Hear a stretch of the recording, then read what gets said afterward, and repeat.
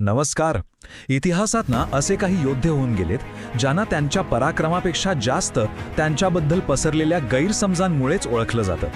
आणि छत्रपती संभाजी महाराज हे त्यापैकीच एक आहेत. पण मग ते खरंच तापट आणि कठोर होते की एक महान विद्वान आणि दूरदृष्टी असलेले राजे होते? चला, आज आपण मिळून त्यांच्या आयुष्यातल्या या सत्याचा शोध घेऊया. आणि हा प्रश्न खरंच खूप महत्वाचा आहे नाही का? म्हणजे एवढ्या मोठ्या राजाबद्दल इतिहास इतका कसा काय चुकू शकतो की मुद्दामहून कोणीतरी चुकीची माहिती पसरवली असेल? याच प्रश्नाच्या उत्तराच्या शोधातच आपल्याला त्यांचं खरं व्यक्तिमत्व सापडेल. तर बघा, संभाजी महाराजांबद्दल बोलताना ना कायम दोन चित्र समोर येतात. एक म्हणजे कठोर आणि तापट स्वभावाचा राजा, जे आपल्याला अनेकदा सांगितलं गेलंय.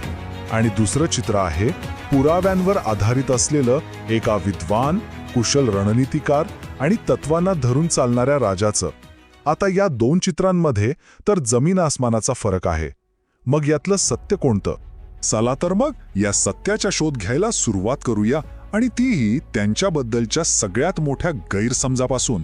पाहूया कसे होते एक गैरसमजलेले राजे. सगळ्यात आधी एक गोष्ट अगदी स्पष्ट करायला हवी.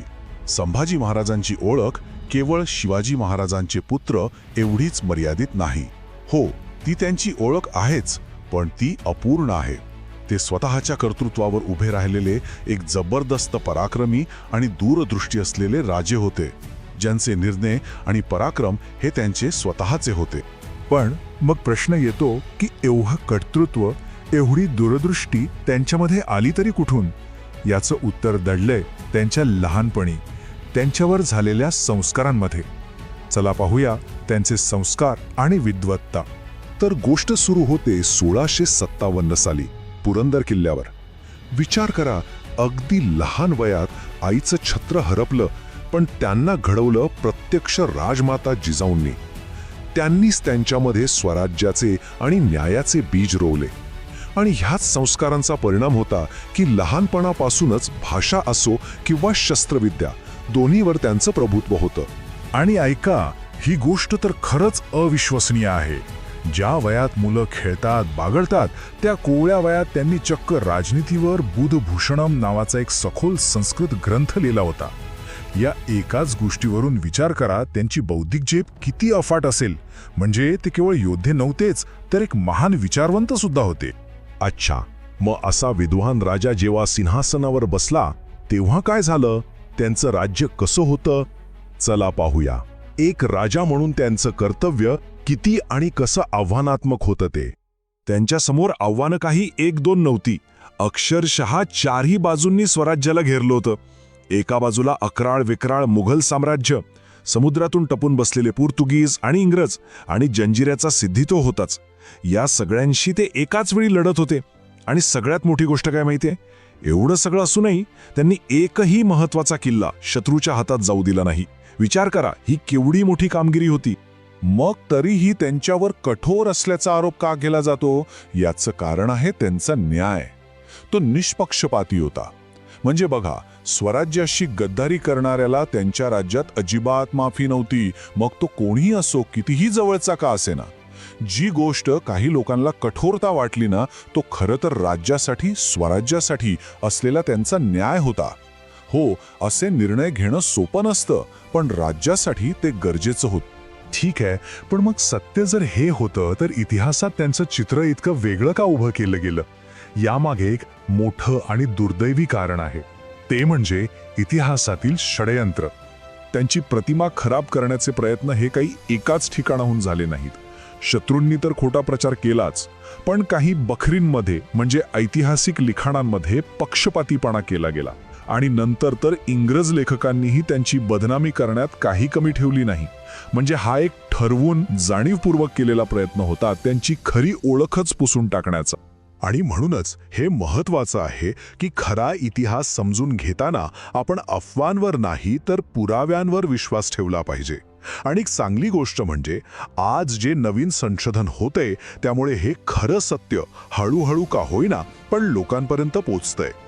शत्रू तर अनेक होते, पण एक शत्रू असा होता जो फक्त शत्रू नव्हता, तो संपूर्ण हिंदुस्थानचा बादशाह होता. आता आपण वळूया त्यांच्या आयुष्यातल्या सगळ्यात मोठ्या संघर्षाकडे, औरंगजेबाशी संघर्ष. औरंगजेब त्यावेळेचा सगळ्यात बलाढ्य, सगळ्यात शक्तिशाली बादशाह. लाखो सैनिकांची अफाट फौज घेऊन स्वतः दख्खनमध्ये उतरला होता. त्याचा उद्देश एकच होता, हे मराठ्यांचं स्वराज्य मुळासकट उखडून फेकून द्यायचं.